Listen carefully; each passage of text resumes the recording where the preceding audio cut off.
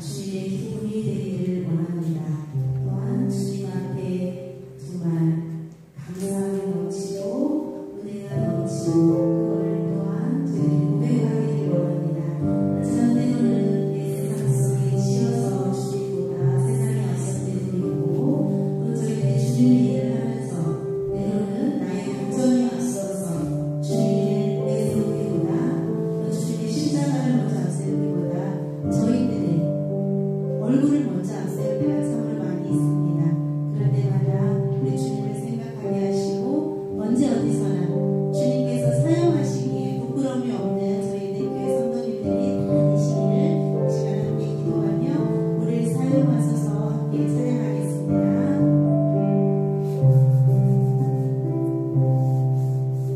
우리의 소원이 하나 있네. 주님 다시 오실 그날까지 우리 가슴에 새긴 주의 십자가 사랑 나의 교회를 사랑해 하네. 주의 교회를 향한 우리 마음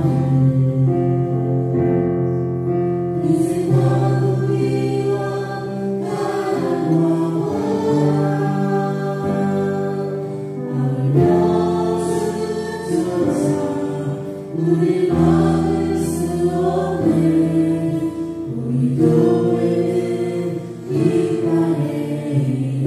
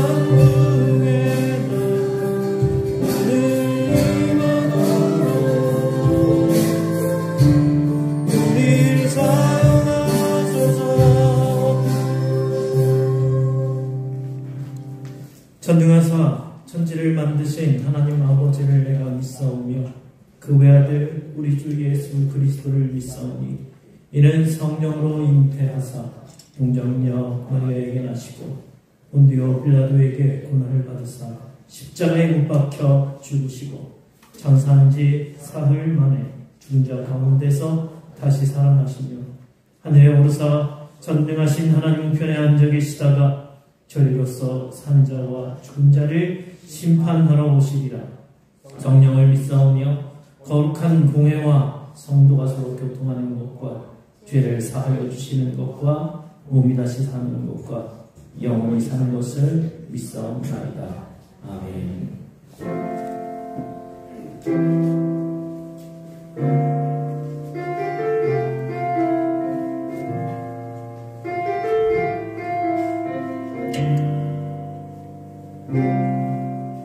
우리 모두 예배하는 자 되어 온전히 영과 진리로 주를 예배하자.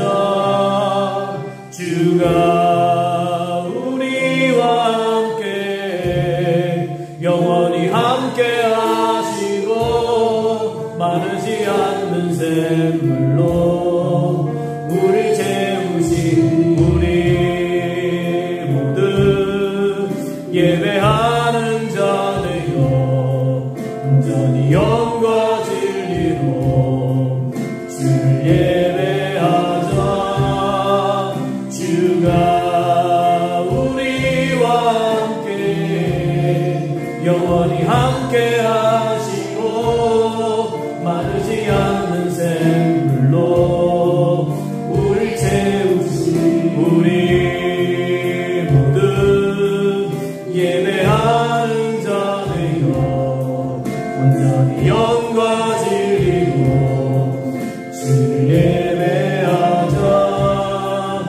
주가 우리와 함께 영원히 함께 하시고 마르지 않는 샘물로 우리 시간 함께 기도합시다.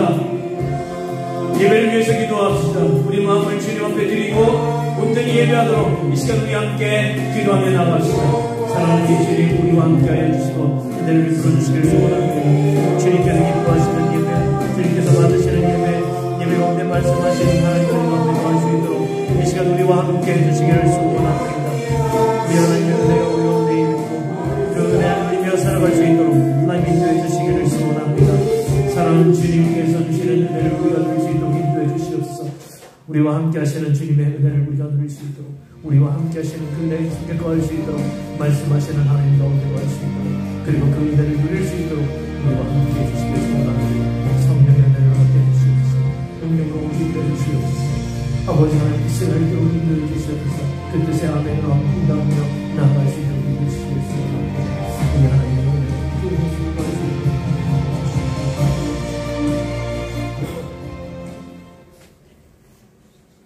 할렐루야. 빛으로 오시는 주님 찬양합니다. 저희 마음을 성령의 말미암아 하나님의 사랑이 부으신 바 되었음을 감사드립니다. 이 시간 우리 찬양과 영광과 존귀를 하나님께 드리고 이 거룩한 자리에 모였습니다. 이곳에 하나님이 에덴교회가 세워질 때 내려주셨던 성령을 지금 이 시간 우리에게 충만케 하여 부어주시고 우리를 성결케 하여 주옵소서. 예배드리기에 합당한 심령을 되게 하여 주옵소서. 거룩하신 주님이 성령께서 속된 우리를 성결케 하여 주사 의로우신 주께서 불의한 우리를 인도하시고 목자 되신 주님께서 길 잃은 양과 같이 우리를 찾아 주옵소서. 지금도 주님의 사랑의 품에 품어주시는 것을 감사합니다. 이 시간 우리의 영이 우리 마음을 주장하사 신령한 예배를 드리게 하시고 영적인 찬양이 울려 퍼지는 시간이 되게 하여 주옵소서. 은혜로우신 주님, 시간 지혜로우신 성령님으로 우리를 일깨워 주시고 능력 있는 성령으로 우리를 권능이 있게 하여 주시며 이 겨울 날씨와 같이 냉랭했던 우리의 마음을 뜨거운 성령의 열기로 가득 채워 주옵소서. 탄식하는 성령을 부으심으로 우리가 기도 제목을 찾게 하시고 우리 삶이 온전히 성령의 인도하심과 위로와 능력에 이끌리게 하여 주옵소서. 아멘. 우리가 성령 안에서 찬송하며 말씀으로 은혜를 받게 하여 주옵소서. 아멘. 새로운 인격을 갖추고 새날을 살게 하시고 하나님의 성령으로 충만케 하여 주옵소서. 아멘. 또한 예배로 주께서 주장하여 주시고 주님의 사랑을 모두에게 전하는 귀한 시간이 되게 하여 주옵소서. 아멘. 혹여나 우리가 움직이는 분주함 때문에 정작 감사해야 하고 묵상해야 할 예수 그리스도의 오심을 잃어버리지 않도록 인도하여 주옵소서. 아멘. 우리 에덴 교회 성도님들도 주님을 닮아가는 그러한 삶을 살아가게 하시고 서로 사랑하며 믿음 안에서 성령의 충만함과 역사하심에 감사와 찬양이 넘쳐나게 하여 주옵소서. 주님, 이 나라를 위해 기도하게 하시고 성도들의 기도와 응답되어 하나님 나라를 그리워하는 모두가 되게 하여 주옵소서. 우리에게 말씀을 전하시는 목사님에게 영육간의 강건함과 성령의 충만함을 허락하셔서 주님의 은혜로 사모하는 모든 심령들에게 생수의 강이 흘러넘치게 하여 주옵소서. 또한 말씀을 붙잡고 이 험한 세상 말씀으로 이겨나가게 하시고 이 에덴 성전에 하나님의 말씀이 강같이 흘러 성도들의 마음과 심령을 채워 주시옵소서. 모든 성도들에게 주의 사랑을 한없이 부어주시옵소서. 우리를 구속하시고 자녀 삼으시며 주 안에서 자리 갖게 하시고 제자로 부르시어 주의 일을 맡기시고 그 일을 감당케 하신 예수 그리스도인 받들어 기도드리옵나이다. 아멘. 우리 기도를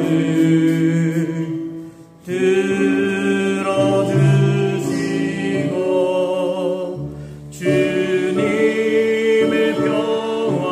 평화를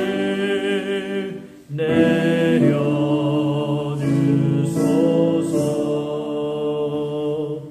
아멘.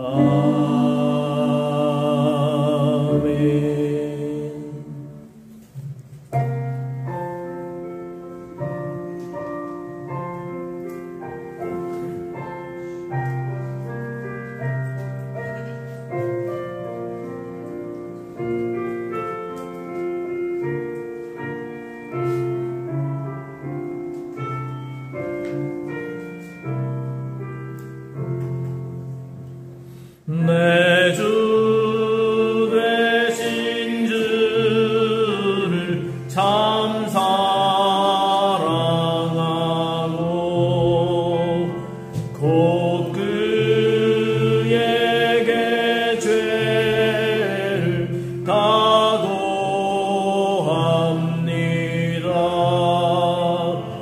그는 은혜를 주시 내 예수시니 이전보다 더욱 사랑합니다. 주 날 사랑하사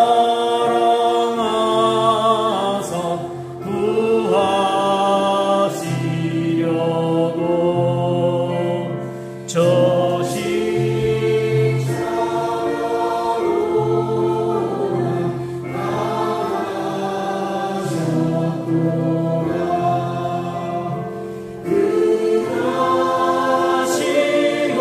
쓰시 내 주 배우니 이전보다 더욱 사랑합니다. 내 평생에 힘쓴 그 큰의 문은 주 예수의 덕을 늘 기림이라.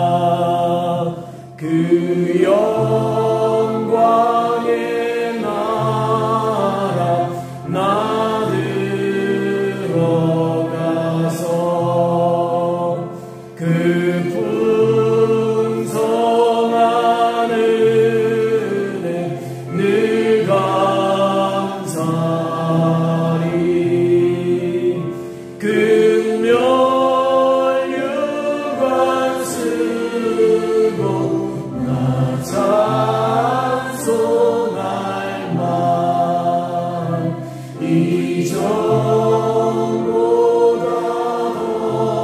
더욱 사랑합니다.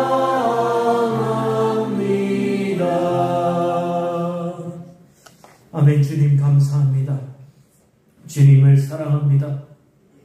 주님 앞에 우리의 마음을 드립니다. 우리의 정성을 드립니다. 이 예물을 주님 받아 주시옵소서. 주님께 드린 이 예물이 기쁨이 되기를 소원합니다. 11조 헌금으로, 감사 헌금으로, 선교 헌금으로, 주전 주일 헌금으로, 또 꽃꽂이 헌금으로 각종 제목을 담아 하나님 앞에 드린 이 예물이 주님의 은혜 가운데 기쁨과 감사로 되어지게 해주시고 드릴 수 있는 형편과 마음을 주심을 감사합니다. 이 드린 손길을 기억하시사 하나님 이 마음을 온전히 더욱더 충만히 채워주시며 감사로 넘쳐나는 은혜를 허락하여 주옵소서. 예물이 쓰이는 곳곳마다 하나님의 은혜가 드러나기를 원합니다.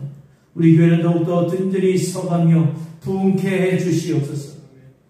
이웃 가운데는 주님의 살아계심을 전하고 나타낼 수 있도록 인도하여 주옵소서. 우리 아버지 하나님, 드리지 못한 손길 가운데에도 똑같은 은혜를 허락해 주시고 이 예물이 쓰이는 곳곳마다 정말 하나님의 은혜가 드러날 수 있도록 정직하고 깨끗하게 사용될 수 있도록 인도해 주옵소서. 주신 모든 것에 감사드리며 예수님 이름으로 기도하옵나이다. 아멘.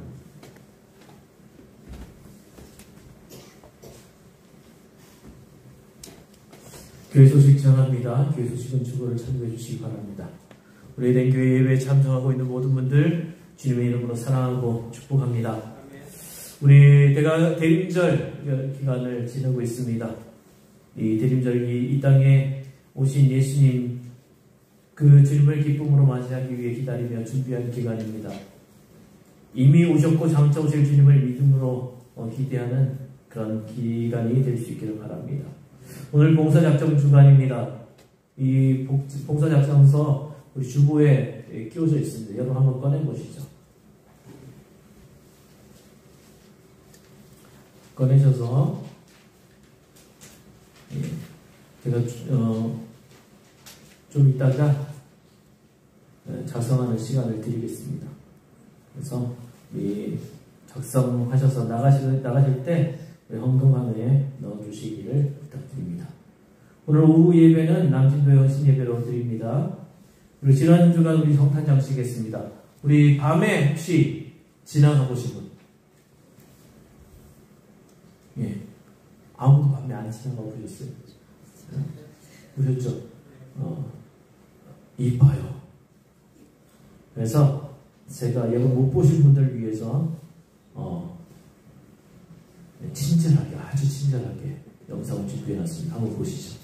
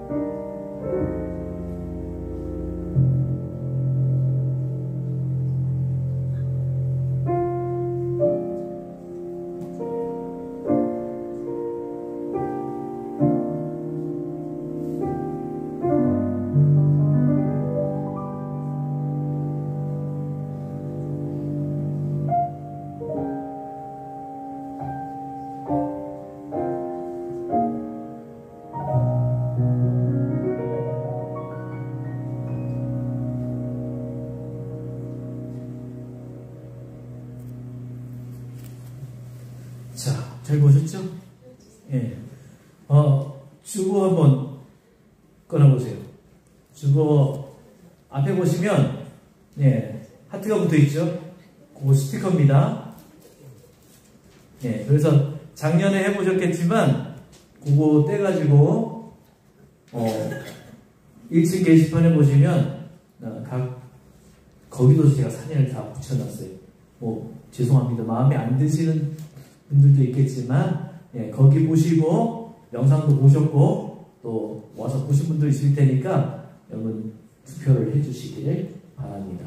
참고로, 남친들은 아직 미완성이에요. 예, 참고해 주시기 바랍니다. 자, 성탄 축하 발표회는 24일에 있습니다. 각 기간별로 준비해 주시기 바랍니다. 교회 달력 1층에 준비되어 있습니다. 여러분 가져가시는데요. 올해는 작년보다 수량을 좀 줄였어요. 그래서 일단은 벽걸이 하나 그리고 탁상용 하나 일단 갖고 가시고요. 그 다음에 다음 주 보시고 남아있으면 갖고 가시면 됩니다. 이해되시죠? 오늘은 하나씩, 그 다음 주에 남아있는 것은 여러분 필요하신 대로 갖고 가시면 되겠습니다. 자, 이제 우리 함께 말씀을 나누겠습니다. 오늘 우리에게 주시는 하나님의 말씀은 사무엘상 15장 17절에서 23절까지의 말씀입니다. 구약 432쪽입니다. 사무엘상 15장 17절에서 23절까지의 말씀입니다.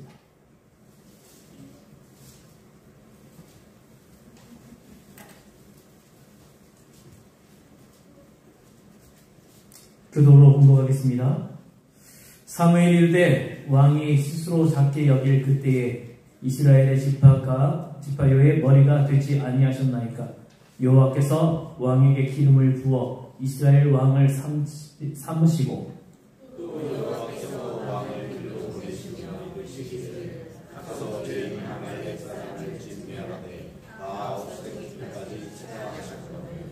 어찌하여 왕이 여호와의 목소리를 청종하지 아니하고 탈취하기에만 급하여 여호와께서 악하게 여기시는 일을 행하였나이까.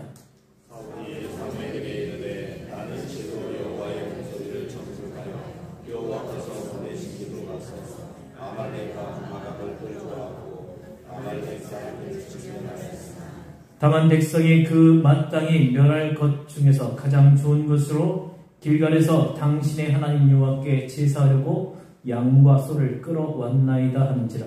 사무엘이 내 여호와께서 번제와 같은 제사를 위해 목소리를 청종하는 것을 좋아하시는 같이 좋아하시겠나이까.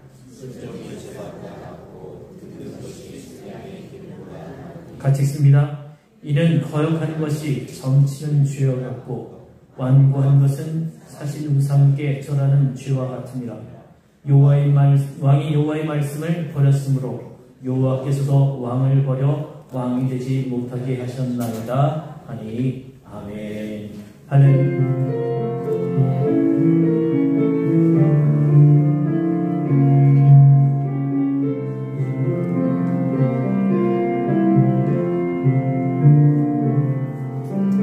이 말씀 따라 사는 동안 지치지 않게 하시고 이 말씀 따라 사는 동안 주님만 이루소서. 할렐루야. 우리 서로 인사합시다. 사랑합니다. 축복합니다.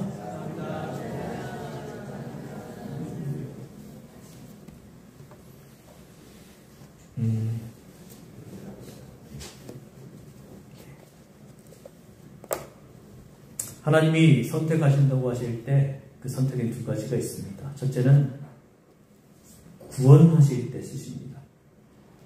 모든 사람 모두 하나님의 선택 가운데 구원을 입은 사람들이죠. 그 구원받은 사람, 우리는 모두가 선택받은 사람들입니다. 둘째는 특별한 선택인데 엄격한 의미에서는 구원과는 관계가 없습니다. 이것은 하나님의 주권적인 사역인데 은사적, 사명적 역사라고도 이야기합니다. 하나님께서 당신의 사람들을 부르셔서 구원사역에 특별히 쓰시는 거예요. 물론 그 사람 한 사람만 쓰는, 고용한다는 그것보다 그의 지식, 경험, 능력, 환경, 그 가진 모든 것을 효과적으로 다 사용하셔서 목적하시는 구원의 역사를 이루어가시는 것을 말합니다. 그 하나님의 특별한 목적을 위해서 그 사람을 쓰시는 거죠. 그런데 하나님이 쓰시는 사람은 어떤 사람일까요? 어떤 사람을 쓰실까요? 첫 번째로 하나님은 사람의 외모와 용모를 보지 않습니다. 사무엘상 16장 7절 그러나 주님께서 사무엘에게 이르셨다. 너는 그의 준수한 겉모습과 큰 키만을 보아서는 안 된다. 그런 내가 세운 사람이 아니다. 나는 사람이 판단하는 것처럼 그렇게 판단하지 않는다. 사람은 겉모습만을 따라 판단하지만 나 주는 중심을 본다. 하나님은 사람의 외모를 보지 않는다고 말씀하십니다. 그런데 우리는 눈에 보이는 것을 먼저 보죠. 정말 뭣도 모를 때, 아무것도 모를 때, 그리고 이 성인지에 대해서 정말 그런 관념조차 없을 때, 저희가 어렸을 때 얘기해요. 그때는 정말 지금 생각해도 부끄럽지만 그때는 지나가는 여성들의 외모를 보고 점수를 매겼어요. 정말 부끄럽습니다. 그래서는 안 돼요. 하지만 그때는 그랬어요. 요즘은 여성들도 남성의 외모를 봅니다. 몇 점 몇 점. 결혼정보회사 가면요, 그 사람의 외모, 학벌, 그 사람의 배경 이런 것들로 점수를 매겨서 가입비가 달라지고 그렇게 한다고 합니다. 여러분의 눈에 저는 몇 점일까요? 네, 점수를 못 매기는 거 보니까 아마 기준점 이하라고 생각됩니다. 하지만 우리 하나님 앞에서 감사하게도 여러분의 앞에서는 기준점 이하일지 모르겠지만 하나님 앞에서 우리 모두가 기준점 이상일 줄로 믿습니다. 옛날 송나라 법문공이라는 사람이 관상쟁이에게 가서 자기가 재상이 될 수 있느냐, 정승이 될 수 있느냐, 이 관상을 좀 봐달라고 했습니다. 이 관상쟁이가 이 법문공을 가만히 보더니 안 되겠습니다. 그래서 그는 되돌아왔다가 얼마 후에 다시 찾아가서 의원은 될 수 있겠느냐 물었습니다. 그 당시에 의원의 신분이 아주 낮았다고 합니다. 그래서 이 관상쟁이가 왜 의원이 되려고 하느냐 묻자 도탄에 빠진 백성을 건지기 위해서 정승이 되고 싶었는데 안 된다고 하니까 병고에 시달리는 사람이나 돕고 싶어서 의원이 되고자 한다 말했답니다. 그때 이 관상쟁이가 당신은 정승이 되겠어, 재상이 되겠어 말했다는 거죠. 법문공이 어리둥절해서 좀 전에는 안 된다고 하더니 그럼 당신이 얘기하지 않습니까? 이제 와서 된다고요? 어떻게 된 거요? 물었습니다. 관상쟁이가 웃으면서 관상이란 색상이 먼저이고 둘째는 골상이며 셋째는 심상인데 당신의 골상은 시원치 않아서 재상감이 아니지만 심상을 보니까 정승이 되겠습니다. 이렇게 설명을 해주었다는 거죠. 여러분, 외모보다 중요한 것은 분명히 마음입니다. 사람은 심성이 좋아야 합니다. 논어에도 이런 이야기가 있습니다. 자궁의 공자에게 훌륭한 사람은 어떤 사람입니까? 온 동네 사람들이 그 사람을 훌륭하다고 하면 그 사람은 훌륭한 사람입니까? 묻습니다. 공자가 아니라고 대답했습니다. 그러면 온 세상 사람들이 그 사람이 나쁘다고 하면 그는 나쁜 사람입니까? 역시 아니라고 대답합니다. 그러면 어떤 사람이 훌륭한 사람이냐 묻자 훌륭한 사람이 그를 훌륭하다고 하면 훌륭한 사람이요. 나쁜 사람들을 나쁘다고 하면 그는 좋은 사람입니다. 공자는 이렇게 대답했다고 합니다. 누가 그를 인정하느냐가 중요합니다. 하나님이 옳다고 인정하실 때 옳은 사람이 그 사람이 옳은 사람입니다. 기준을 어디 두냐가 중요하죠. 어떤 꼬마가 아마 우리 준우만한 꼬마였을 것 같아요. 키가 빨리 크고 싶었어요. 엄마에게 자기 키가 270cm라고 자랑스럽게 얘기를 했습니다. 어머, 나 키가 270cm이더라? 엄마는 갑자기 어떻게 그렇게 270cm가 됐어? 아이에게 묻자 아이가 이렇게 얘기합니다. 내가 자를 만들었는데 그 자로 재니까 270cm가 나왔어. 그 자를 보니까 눈금이 하나밖에 없어요. 270cm. 내가 만든 기준으로 아무리 키가 크고 위대해도 소용이 없습니다. 하나님은 외모를 보지 않고 중심을 보십니다. 두 번째로 하나님 과거를 보지 않습니다. 과거에 그가 교회를 핍박했느냐 혹은 방탕했느냐 문제가 아닙니다.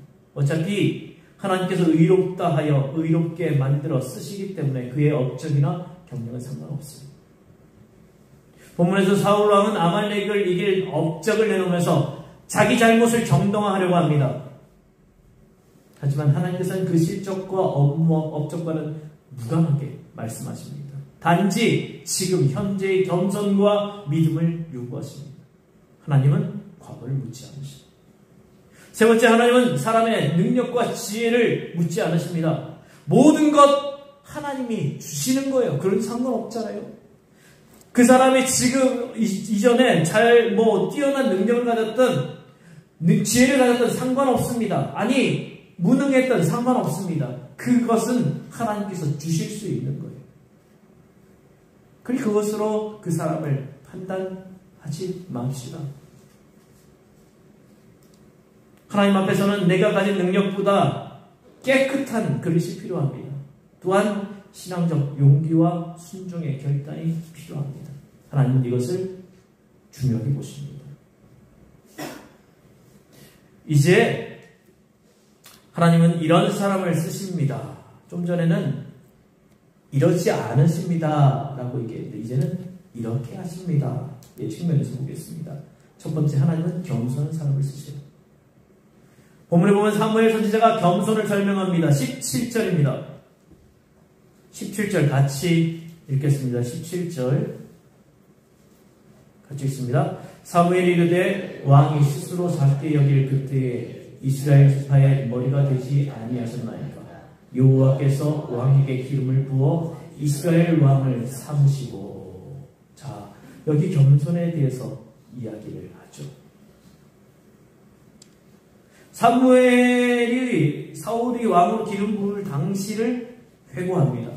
사무엘상 10장 22절을 보면 아주 극적인 이야기가 나와요. 하나님이 사무엘 선지자를 불러서 사울에게 기름 부어서 왕이 되게 하라 말씀하셨고, 사무엘의 명령에 따라서 백성들과 함께 사울에게 갔습니다. 그런데 사울은 그 소식을 듣고 도망갔는데 찾아보니 짐짝 사이에 숨어 있었다고 얘기합니다. 한번 상상해 보세요. 지금 사울을 성경에서 설명하기를 다른 사람보다 그 키가 어깨에 사람들이 그 어깨에 왔을 정도로, 그냥 다른 사람보다 머리 하나 더 있을 정도로 컸습니다. 키만 컸으니까 덩치도 좋았겠죠. 그 사람이 짐짝 사이에 숨어 있다? 얼마나 작아 보입니까? 그럴 때 하나님은 그 작은 사람, 이 짐짝 사이에 숨어 있던 그 사람을 높이시어 왕으로 삼으셨습니다. 그러나 그가 권좌에 앉으면서 마음이 변했어요. 겸손에는 지속성이 없습니다. 가만히 보면 어떤 사람들은 지위를 얻을 때까지는 겸손하다가 지위를 얻고 나면 변심하기 쉽습니다. 우리 교회 가운데도 보면요, 그런 분들이 있습니다. 우리 교회는 없어요. 우리 장로님들도 그렇고요. 어떤 교회는 장로 되기 전까지는 이 장로 되면 내가 뭐 어떻게 섬기겠습니다. 목사님 어떻게 섬기겠습니다.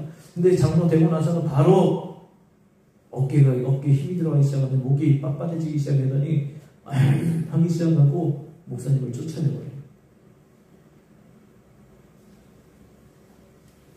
겸손은 지속적이지 않습니다. 이게 바로 문제죠. 사울도 처음에는 그렇게 수줍어하고 겸손했는데 나중에는 스스로 기념비까지 자기 손으로 세워요. 기념비는 죽은 다음에 사람들이 그의 공을 기리는 후세 사람들이 세우는 것이지 자기가 자기 스스로 세운다? 얼마나 한심한 일입니까? 지금까지 살아있으면서 자기 기념비를 세웠다가 생전에 부끄러움 당하는 것을 우리 많이 목격했습니다. 자기 공을 자기가 내세우고 기념비 만드는 것 정말 이것은 아니죠. 사울은 처음에 스스로 작게 여겼던 그 겸손을 지속하지 못했습니다. 한국교회에 전해오는 이 초대교회사에 조만식 장로님의 유명한 일화가 있습니다. 조만식 선생 아시죠? 그가 오산중학교 교장을 지내실 때 제자인 주기철 전도사님이 그 학교에 신임하고 있었습니다.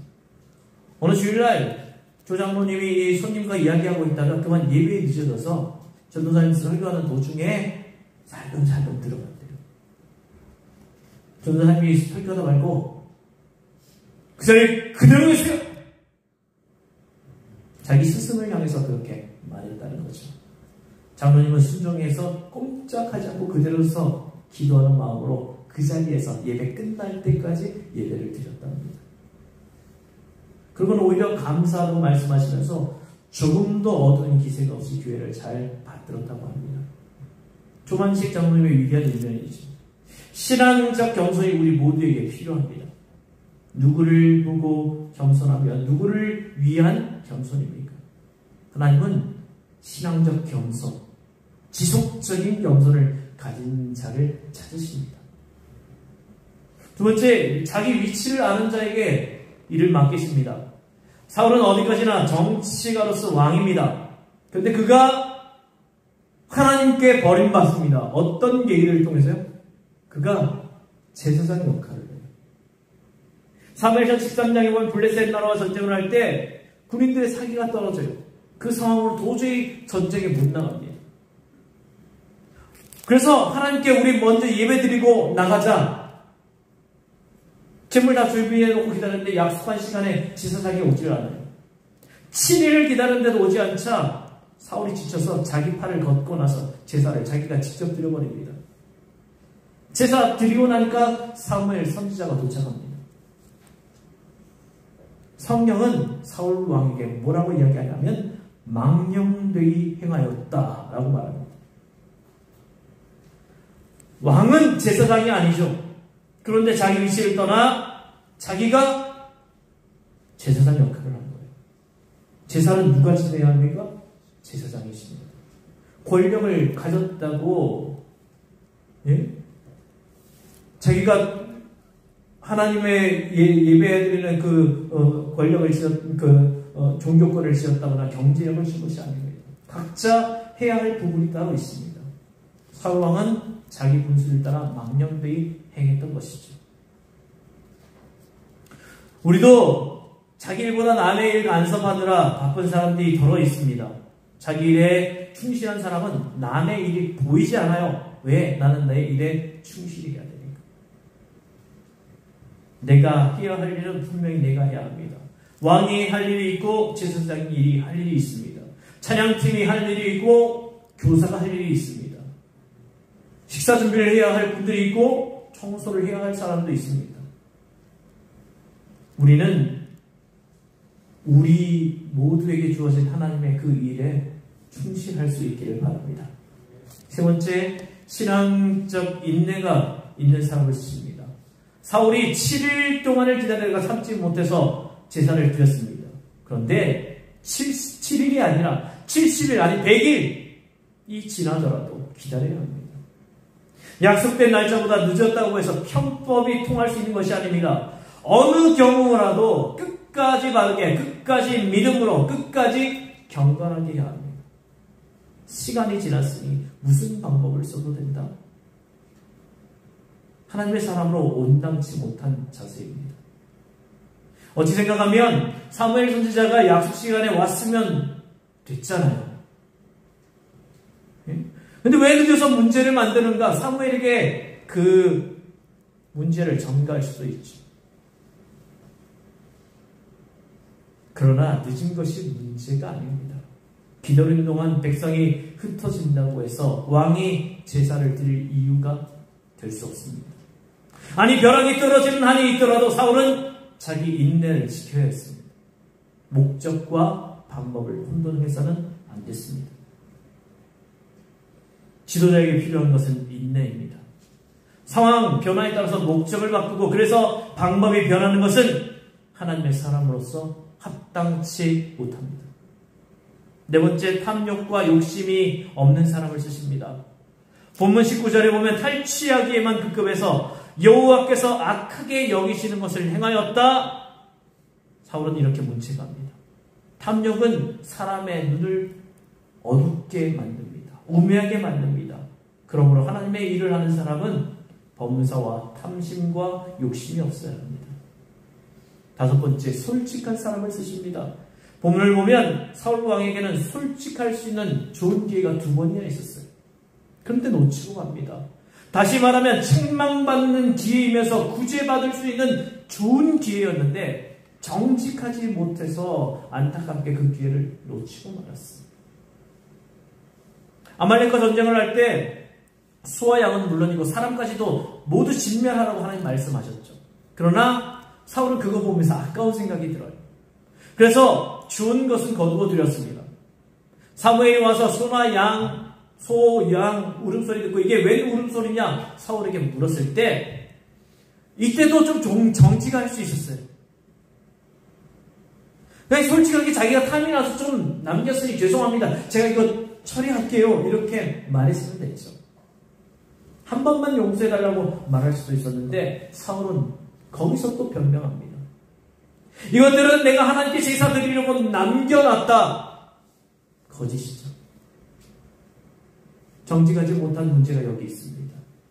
정말 이런 거짓말은 해묵은 거짓입니다. 잘 알다시피 아담이 선악과를 먹었을 때 하나님이 왜 먹었느냐고 그 물음에 뭐라고 대답합니까? 하나님 주신 이 여자가 먹으라고 해서 먹었고 하와는 뱀이 먹으라고 해서 먹었다고 죄를 변명합니다. 그러니 이 사울의 이 거짓은 얼마나 뿌리 깊은 거짓입니까? 아무튼 정직하지 못했어요. 또한 사울은 7일 동안 기다리다가 제사를 드려서 책망 듣게 되자 그 변명을 백성이 다 흩어지게 되어서 그랬다고 변명합니다. 사울과 비교되는 다윗을 한번 볼까요? 그는 밧세바로 인해서 큰 실수를 합니다. 정말 막장 드라마를 찍었죠. 그가 하나님 사랑받아서 성군 다윗으로 역사는 기억하지만 도덕적으로는 사울보다 오히려 더하면 더했지 모자라지 않아요. 그러나 다윗의 위대한 점은 하나님 앞에서 솔직했다는 점이에요. 그래서 성경의 다윗을 기록할 때마다 다윗이 정직히 행하여 또는 내 종 다윗은 정직하다 이렇게 말씀하고 있습니다. 다윗은 그 시편의 그 많은 참회 가운데서 한 번도 밧세바 핑계대거나 밧세바가 나를 유혹해서 뭐 그런 나무란 흔적 없습니다. 그저 내가 죄를 지었나이다. 내가 하나님 앞에서 죄인입니다. 스스로 책임을 지고 있습니다. 이런 정직한 다윗이었기에 하나님은 그거 놀라운 축복을 허락해 주신 것이죠. 정직에는 용기가 필요합니다. 한 어린 형제가 갑자기 부모를 잃었습니다. 그들이 시간이 지남에 따라 먹을 것이 없어서 난감했습니다. 며칠을 굶다가 생각 끝에 이웃집에 양 한 마리를 훔쳐다가 잡아먹었어요. 그러나 서툰 도둑질이라 그만 발각되고 말았죠. 이 양 주인이 너무 고약한 사람이에요. 아이들이 배고파서 그랬는데 좀 용서는 못해줄 망정 강제로 끌어다가 그 이마에 ST, sheep thief, 즉 양 도둑놈이라고 불로 그냥 지져버렸어요. 이 형은 이 사실이 너무 속상해서 다른 마을로 이사가서 살다가 사람들이 알게 되면 또 이사가고 전전긍긍하다가 너무 분통이 터져서 그만 화병으로 죽어가고 맙니다. 그런데 그 동생은 생각이 달랐어요. 자기들이 양도둑인 건 사실인데 양도둑놈이라는 소리 듣는 건 당연하다 생각했습니다. 이 사실을 정직하게 받아들고 그날 성실하게 살아갔습니다. 나이가 들수록 그는 더 훌륭한 사람이 되었습니다. 덕을 많이 세워 덕 있는 사람이 되었습니다. 그가 할아버지가 되었을 때 어린 동네 아이들이 어른들한테 저 할아버지 이마에 ST라고 적혀 있는데 무슨 뜻입니까? 그때 동네 어른들이 대답하기를 아마도 ST, Saint, 성자의 약자로 ST가 아니겠느냐. 원래는 양도둑놈인데 그의 삶에 따라서 그것이 성자로 바뀌었다는 것이죠. 잘못된 사실도 있는 그대로 받아들이고 비난도 긍정적으로 받아들여 하나님 앞에 솔직할 때 하나님은 그를 들어서 쓰십니다. 하나님이 쓰시는 사람은 절대적인 신앙, 절대적인 순종, 절대적인 겸손을 가진 사람입니다. 우리 모두가 하나님 손에 들리는 그래서 쓰여지는 거룩한 그릇이 되어 그 영광에 살아갈 수 있기를 바랍니다. 사랑하는 여러분, 우리 하나님은 우리 모두에게 이 하나님 앞에 쓰일 수 있는 기회를 주십니다. 오늘 우리가 교회를 위해서 무엇을 할까? 또 하나님의 몸된 교회를 위해서 어떤 것으로 섬길까? 우리가 지금 이 시간 함께 좀 기도하면서 이 봉사 작정서를 작성했으면 좋겠습니다. 지금 이 시간 잠깐 기도하겠습니다. 하나님, 주님께서 우리를 쓰시고자 하실 때에 하나님 앞에 이 오늘 말씀대로 절대적인 신앙으로, 절대적인 순종으로, 절대적인 겸손으로 주님 앞에 나아가길 원합니다. 그래서 정말 하나님께서 쓰시기에 합당치 않지만 주님께서 그렇게 우리를 사용하시고 만들어 가실 때 주의 거룩한 그릇이 되어 그 영광 가운데 살아갈 수 있도록 인도해 주옵소서. 이 시간 우리가 함께 봉사작정서를 작성하기 원합니다. 주님께서 우리에게 교회를 위해서 또 주님을 위해서 일할 수 있도록 우리 마음을 변화시켜 주시고 또 작정하여서 이 교회를 아름답게 만드는데 사용될 수 있는 우리 모습이 될 수 있도록 인도해 주시옵소서. 예수님 이름으로 기도하옵나이다. 아멘. 자, 지금 이 시간 우리 잠깐 우리 봉사작정서 꺼내서 작성하는 시간을 드리겠습니다. 우리 볼펜 좀 갖다 주시죠. 볼펜 필요하신 분들 우리 자, 뒤에 볼펜 제가 많이 갖다 놨거든요. 필요하신 분들 손 들어주시면 예, 볼펜 드리겠습니다.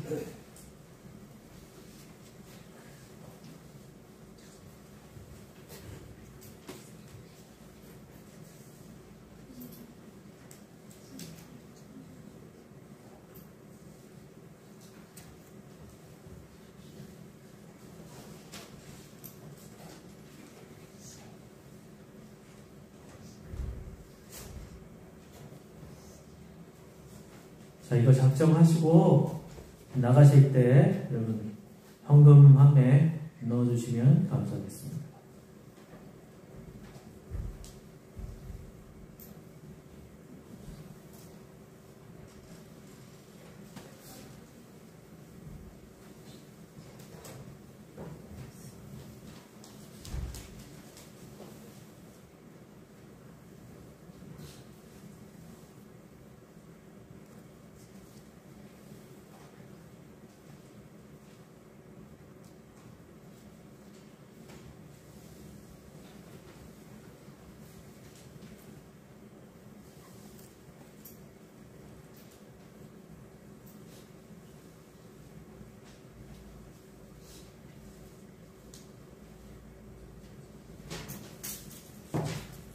적으셨나요?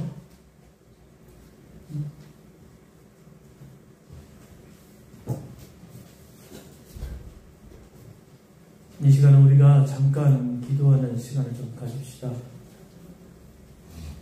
여러분들도 지난 주간에 많이 놀라시고 또 나를 위해 걱정을 많이 하셨을 것입니다. 저도 지난 한 주간은 정말 힘들고 계속된 불면의 밤을 보냈습니다.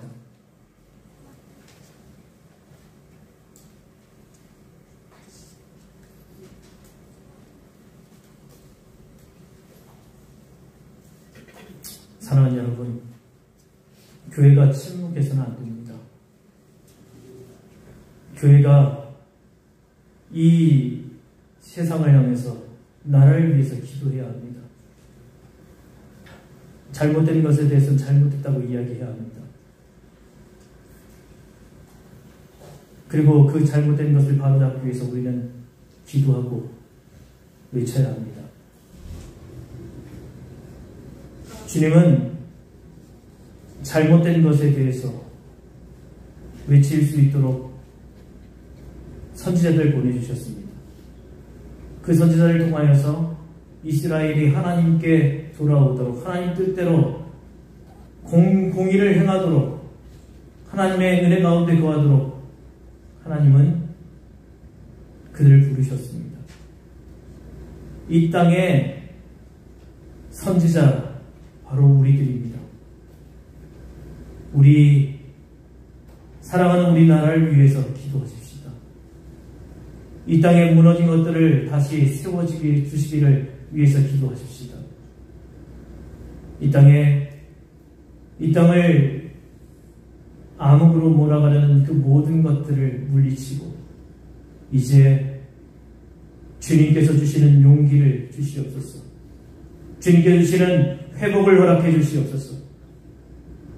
우리가 기도하고 우리가 이 땅을 위해서 일어서도록 인도해 주시옵소서. 함께 기도합시다. 사랑하는 우리 주님, 우리 이 나라를 위해서 기도합니다. 이 땅을 위해서 기도합니다. 하나님의 은혜가 필요합니다. 하나님의 은혜가 필요합니다. 도우심이 필요합니다. 아버지, 이 땅이 무너져가고 이 땅에 세워져 왔던 그 민주주의가 짓밟혀가고 있습니다. 하나님의 은혜를 우리 가운데 부어주시옵소서. 아버지, 바로 삼으시는 하나님의 은혜를 부어주시기를 소원합니다. 하나님, 잘못한 것들에 대해서 잘못했다고 이야기할 수 있는 용기를 우리에게 주시기를 소원합니다. 또 아버지 하나님, 그 잘못된 것을 바로 세울 수 있는 아버지 능력도 우리에게 주시기를 소원합니다. 이스라엘이 하나님의 뜻에서 벗어났을 때, 그리고 그들 가운데 인신제사를 드리고 정말 하나님의 뜻과 하나님 뜻과는 반대로 정말 이 땅의 도덕들도 완전히 무너졌을 때 하나님이 그들을 다시 일으키기 위하여, 다시 살리기 위하여 선지자들을 보내셨고, 선지자들의 그 외침을 통해 하나님께 돌아오라고, 하나님 뜻대로 살아가라고, 그 공의를, 정의를 바로 실행하라고 하나님은 말씀하셨습니다. 하나님, 이 땅의 민주주의가 아버지 밟힌 이 땅 가운데 하나님, 우리가 이 땅을 향하여 외칠 수 있도록 도와주시고 이 땅을 바로 세워나갈 수 있도록 인도해 주시기를 소원합니다. 아버지, 이 땅에 하나님의 은혜와 손길 회복의 역사가 필요하오니 그것을 위해 우리가 헌신하며 우리가 외칠 수 있도록 도와주시며 기도하고 또 우리가 할 수 있는 곳에서 우리가 해나가야 할 것들을 해나갈 수 있도록 인도해 주시기를 소원하오니 우리 주님 우리 소원하여 주셔서 이 땅을 위한 기도자로 세워주시고 주시옵소서.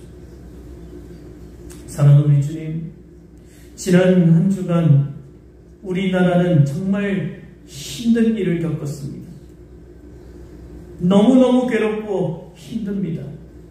너무 놀랐습니다.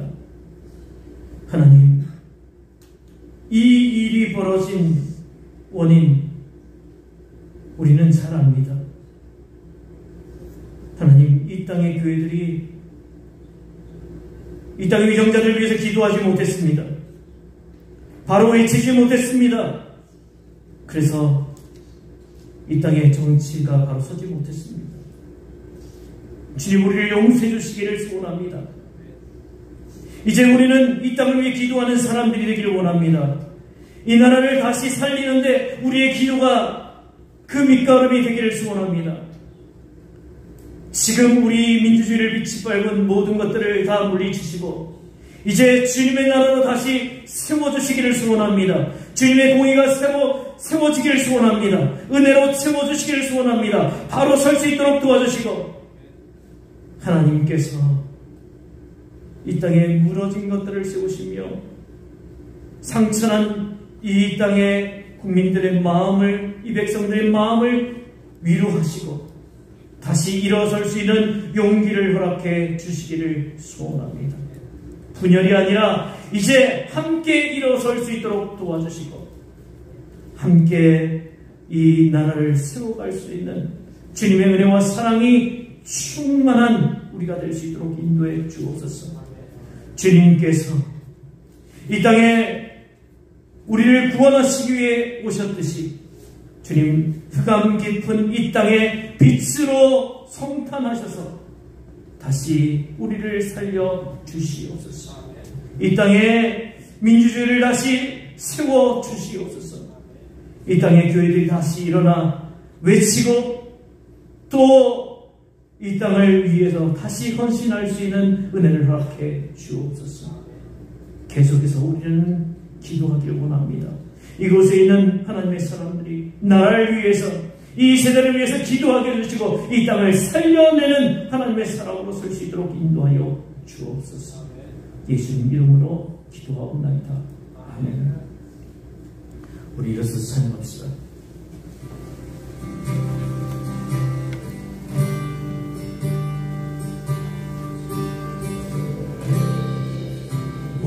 상황 속에서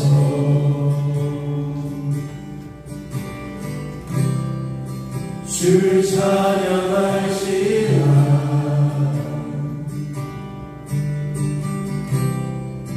주는 너의 큰 사랑을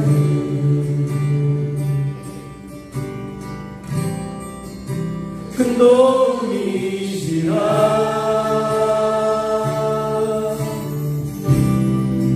주의 얼굴 구할 때 주의 영을 부으사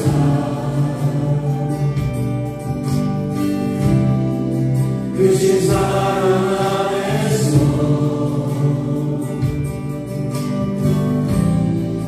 주를 보게 하소서.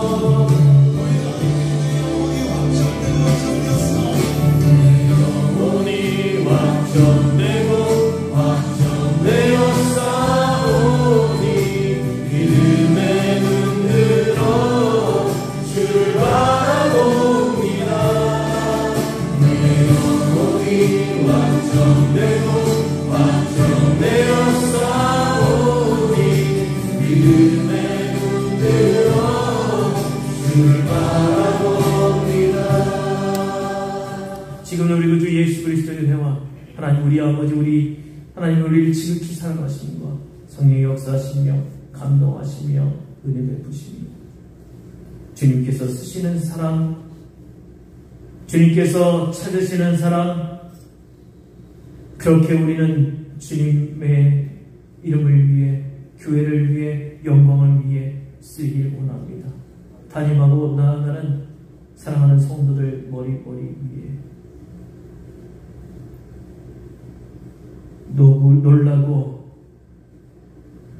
억울하고